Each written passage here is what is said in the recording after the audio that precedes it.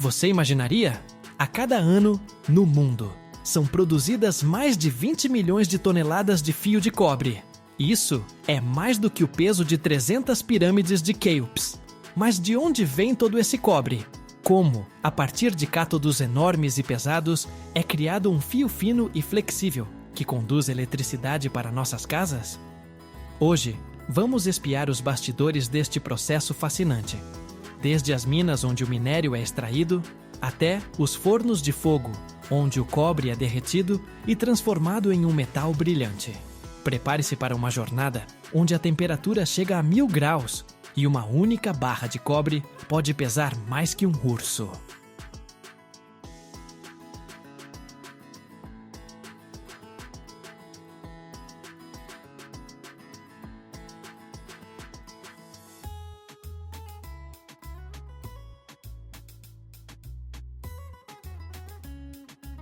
Vamos comparar com 500 quilos. Isso é um urso muito grande. E as barras de cobre variam de 536 a 3.376 quilos. Que tal essa matemática? Tudo isso porque o cobre é muito pesado. Tudo começa com a extração do minério de cobre em minas ou pedreiras. O minério é triturado, beneficiado e levado para a usina metalúrgica. Lá, ele é fundido para produzir o chamado cobre blister, que contém impurezas. Para obter cobre puro, ele é refundido e purificado por eletrólise. O cobre é dissolvido em ácido e, em seguida, depositado em placas de metal especiais, os cátodos. São essas placas que são chamadas de cátodos de cobre. Elas têm forma retangular, alguns centímetros de espessura e pesam centenas de quilos. Os cátodos são empilhados, amarrados com fita de metal ou embalados em paletes de madeira especiais. Em seguida, são carregados em grandes caminhões, vagões de trem ou contêineres para transporte marítimo. Tudo depende da distância e da localização da fábrica.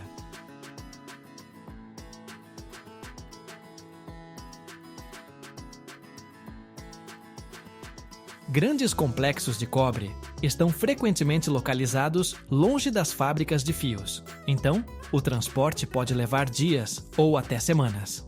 Na fábrica, os cátodos são descarregados com guindastes ou empilhadeiras, desembalados e enviados para o processamento posterior, refusão e trefilação em fio.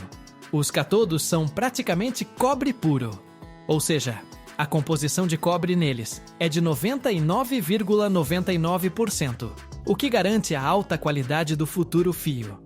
Eles são convenientes para transporte e processamento posterior. É a partir dessas placas que começa o caminho de qualquer fio de cobre que você vê na fiação elétrica, em aparelhos ou em usinas de energia. Quando os cátodos de cobre chegam à fábrica de fios, sua jornada está apenas começando. Grandes placas retangulares de cobre puro são cuidadosamente transferidas por guindastes ou empilhadeiras para um forno de fusão gigante especial. É um verdadeiro gigante com paredes grossas, capaz de suportar temperaturas extraordinárias. Assim que as portas do forno se fecham, começa a etapa mais quente, a fusão do cobre. A temperatura no forno ultrapassa 1000 graus. É 10 vezes mais quente que o forno doméstico mais potente. Para comparação, em um forno comum, o máximo é cerca de 250 graus Celsius. E aqui é um verdadeiro inferno metalúrgico. Os cátodos aquecem gradualmente e o cobre sólido começa a derreter, mudando de estrutura. De placas maciças e pesadas, ele se transforma em um líquido brilhante e vívido, semelhante à lava incandescente ou vidro dourado. Correntes de cobre líquido se movem dentro do forno, mudando de cor de vermelho para laranja e até branco. É um espetáculo incrível. Neste momento, é muito importante que nenhuma impureza entre no cobre, por isso, o processo de fusão é rigorosamente controlado. Os engenheiros monitoram constantemente a temperatura, a pressão e a pureza da atmosfera no forno. Se necessário, adicionam substâncias especiais, fundentes, para remover impurezas residuais e escórias.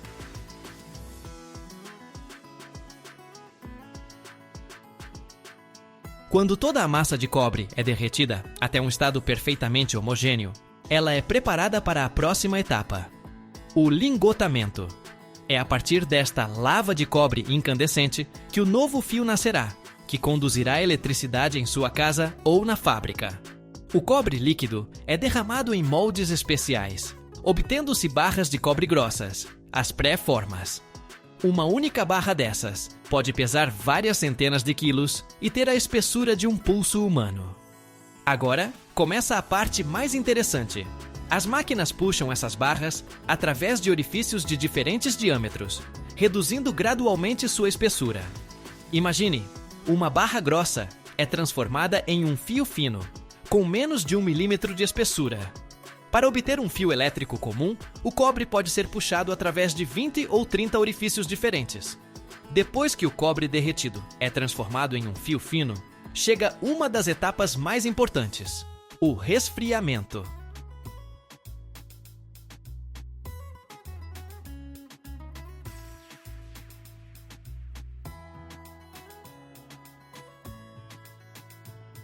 Assim que o fio quente sai do último orifício da máquina de trefilação, ele é imediatamente banhado em água fria. Isso é necessário para que o cobre endureça rapidamente e adquira a resistência e a flexibilidade necessárias. A água chia e vaporiza ao tocar o cobre ainda quente, e o próprio fio fica instantaneamente frio ao toque. Em seguida, o fio é enrolado automaticamente em enormes bobinas, carretéis com vários metros de diâmetro. Eles parecem novelos gigantes de lã, mas em vez de lã, é cobre puro. Uma única bobina dessas pode conter quilômetros de fio. Para ter uma ideia, se você pegar este fio e desenrolá-lo, poderia dar mais de 60 voltas ao redor de um campo de futebol. As bobinas prontas são transportadas para fábricas, onde a partir do fio de cobre são feitos cabos, fiação elétrica e peças para eletrônicos.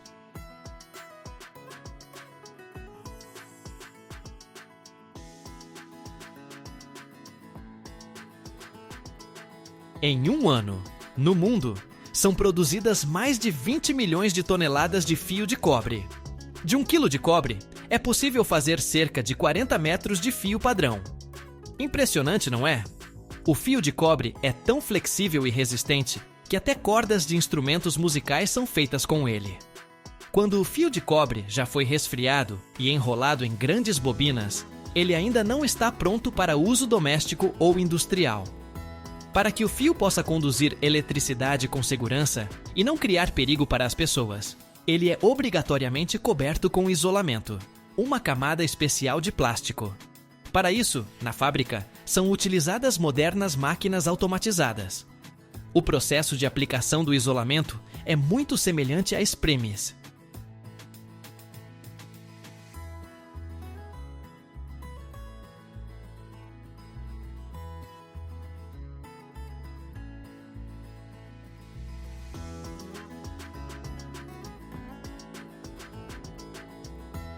O toque final é o corte. Transversalmente à linha está instalada uma serra automática. Ela se sincroniza com a velocidade de movimento do vergalhão. No momento certo, faz um movimento rápido para a frente e, com um vrst agudo, corta um pedaço de comprimento padrão da fita contínua, por exemplo, 6 ou 12 metros. Em seguida, ela retorna à sua posição original, esperando a próxima seção se aproximar. Os vergalhões prontos, ainda quentes, rolam para uma mesa de resfriamento e, em seguida, são reunidos em feixes, amarrados e enviados para o armazém. E assim, diante dos nossos olhos, milhares de frágeis fios de vidro e um barril de líquido pegajoso, após passarem por banhos, prensas e fornos, transformaram-se em um material de construção leve, mas incrivelmente forte, do futuro, pronto para desafiar a ferrugem e o tempo nas selvas de concreto. O mercado de vergalhões de fibra de vidro ainda não é um gigante como o mercado de aço, mas é o novato mais legal e audacioso da festa, ganhando popularidade rapidamente.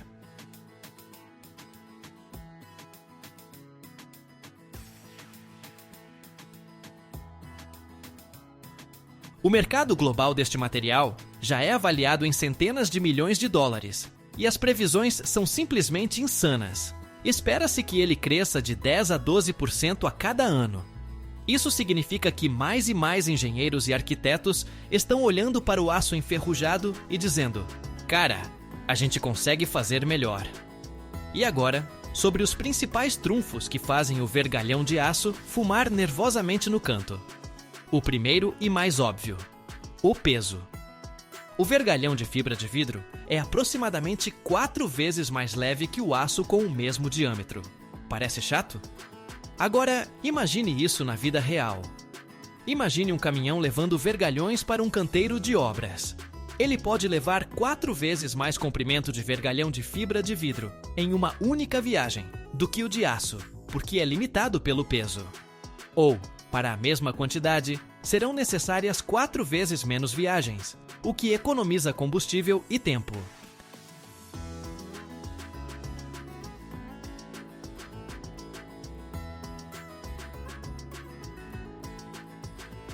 No próprio canteiro, 2 trabalhadores podem carregar tranquilamente rolos ou feixes inteiros de vergalhões de fibra de vidro, enquanto para mover o aço é necessário um guindaste. É uma economia colossal em logística e mão de obra. Segundo, a resistência. E aqui, o vergalhão de fibra de vidro simplesmente sobe no ringue e nocauteia o aço no primeiro round. Sua resistência à tração é aproximadamente 2 vezes maior que a do vergalhão de aço padrão. Para se ter uma ideia, para romper um vergalhão de fibra de vidro, é preciso aplicar o dobro de esforço do que para um de aço do mesmo diâmetro. Isso significa que, em algumas estruturas, pode-se usar um vergalhão de menor diâmetro, economizando ainda mais peso e volume. É como comparar uma corda comum com uma corda de alpinismo. Com menor espessura, ela suporta cargas muito maiores.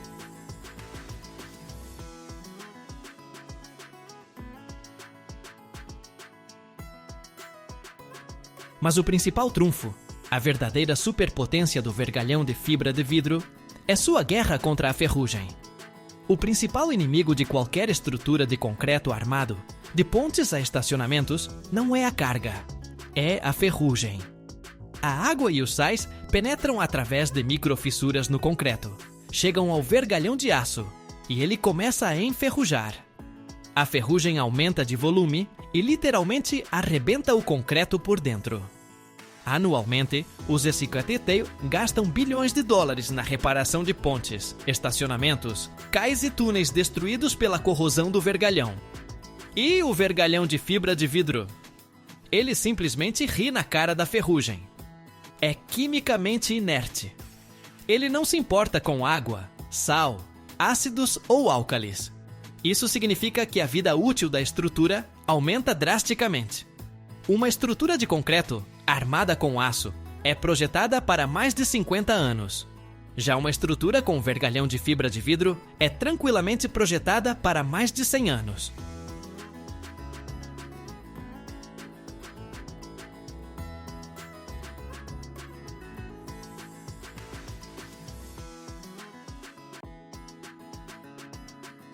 Você imaginaria, a cada ano, no mundo, são produzidas mais de 20 milhões de toneladas de fio de cobre. Isso é mais do que o peso de 300 pirâmides de Quéops. Mas de onde vem todo esse cobre? Como, a partir de cátodos enormes e pesados, é criado um fio fino e flexível que conduz eletricidade para nossas casas? Hoje, vamos espiar os bastidores deste processo fascinante. Desde as minas onde o minério é extraído, até os fornos de fogo, onde o cobre é derretido e transformado em um metal brilhante. Prepare-se para uma jornada onde a temperatura chega a 1000 graus e uma única barra de cobre pode pesar mais que um urso.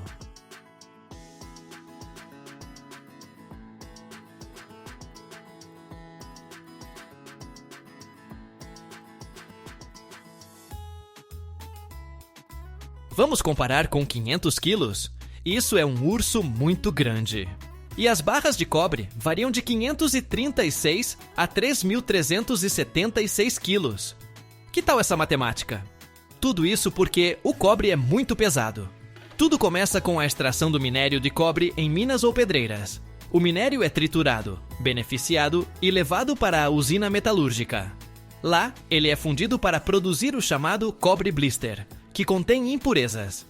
Para obter cobre puro, ele é refundido e purificado por eletrólise.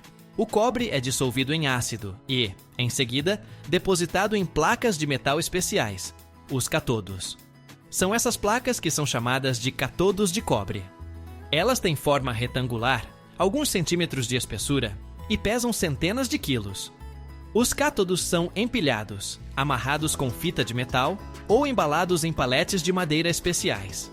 Em seguida, são carregados em grandes caminhões, vagões de trem ou contêineres para transporte marítimo. Tudo depende da distância e da localização da fábrica.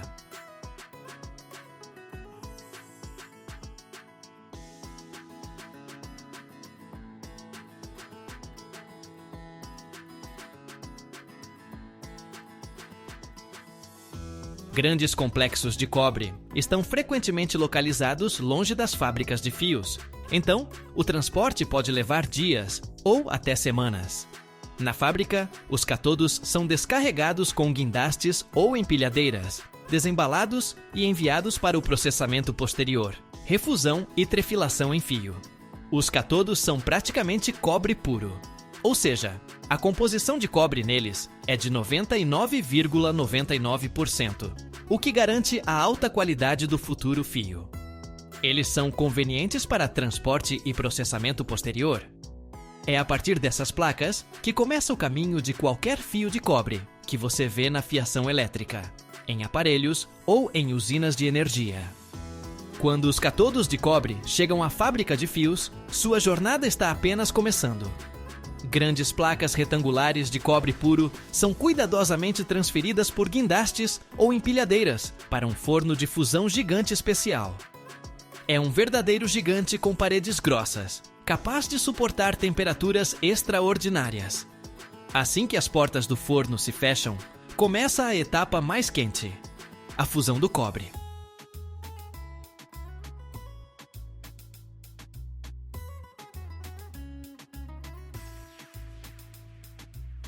A temperatura no forno ultrapassa 1000 graus. É 10 vezes mais quente que o forno doméstico mais potente. Para comparação, em um forno comum, o máximo é cerca de 250 graus Celsius.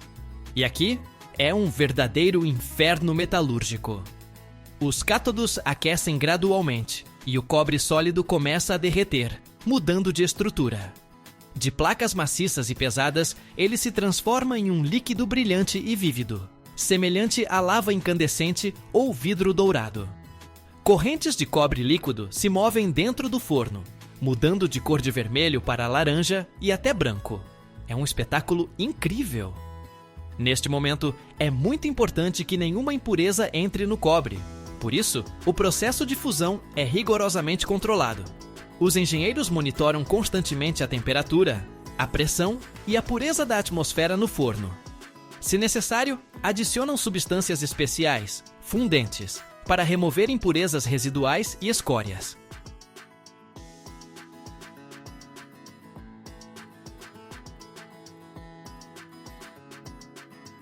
Quando toda a massa de cobre é derretida até um estado perfeitamente homogêneo, ela é preparada para a próxima etapa, o lingotamento. É a partir desta lava de cobre incandescente que o novo fio nascerá, que conduzirá eletricidade em sua casa ou na fábrica. O cobre líquido é derramado em moldes especiais, obtendo-se barras de cobre grossas, as pré-formas. Uma única barra dessas pode pesar várias centenas de quilos e ter a espessura de um pulso humano. Agora começa a parte mais interessante. As máquinas puxam essas barras através de orifícios de diferentes diâmetros, reduzindo gradualmente sua espessura. Imagine, uma barra grossa é transformada em um fio fino, com menos de 1 milímetro de espessura. Para obter um fio elétrico comum, o cobre pode ser puxado através de 20 ou 30 orifícios diferentes. Depois que o cobre derretido é transformado em um fio fino, chega uma das etapas mais importantes, o resfriamento.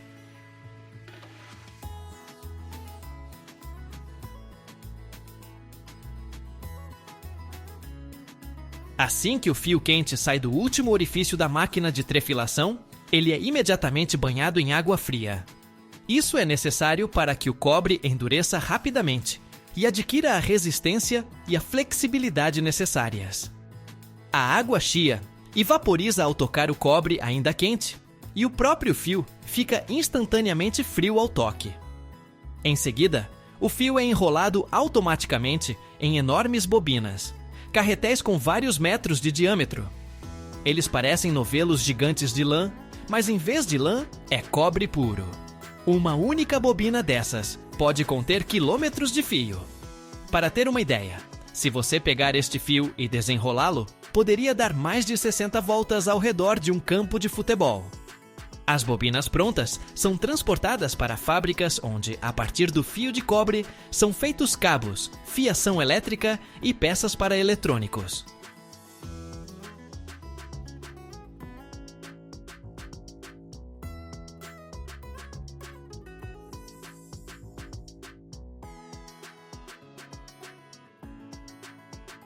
Em um ano, no mundo, são produzidas mais de 20 milhões de toneladas de fio de cobre. De 1 quilo de cobre, é possível fazer cerca de 40 metros de fio padrão. Impressionante, não é? O fio de cobre é tão flexível e resistente que até cordas de instrumentos musicais são feitas com ele. Quando o fio de cobre já foi resfriado e enrolado em grandes bobinas, ele ainda não está pronto para uso doméstico ou industrial. Para que o fio possa conduzir eletricidade com segurança e não criar perigo para as pessoas, ele é obrigatoriamente coberto com isolamento, uma camada especial de plástico. Para isso, na fábrica, são utilizadas modernas máquinas automatizadas. O processo de aplicação do isolamento é muito semelhante a espremer pasta de dente de um tubo. O fio de cobre é alimentado continuamente de uma bobina para um dispositivo especial, a extrusora. Dentro da extrusora, há grânulos de plástico, geralmente polietileno ou PVC. Eles são aquecidos a uma alta temperatura até se tornarem macios e viscosos, como massa. Em seguida, este plástico derretido é empurrado sob pressão através de um molde anular, por dentro do qual o fio passa. Como resultado, uma camada de plástico uniforme e lisa se forma no fio. A cor do isolamento pode ser qualquer uma, do clássico preto ou branco, a amarelo, azul ou verde vibrante. A escolha da cor depende da finalidade do cabo e das normas de segurança. Assim que o fio sai da extrusora, ele passa por um banho de água fria ou por rolos de resfriamento especiais. Isso é necessário para que o isolamento endureça rapidamente e ganhe resistência. Em seguida, um sistema automático controla a espessura do revestimento e verifica se há defeitos. Afinal, até a menor rachadura ou cavidade pode causar um curto-circuito. O fio isolado pronto é novamente enrolado em bobinas ou rolos e marcado com as informações necessárias sobre o fabricante, a tensão e outras características. Agora, ele está pronto para ser transportado para armazéns, lojas ou diretamente para os clientes.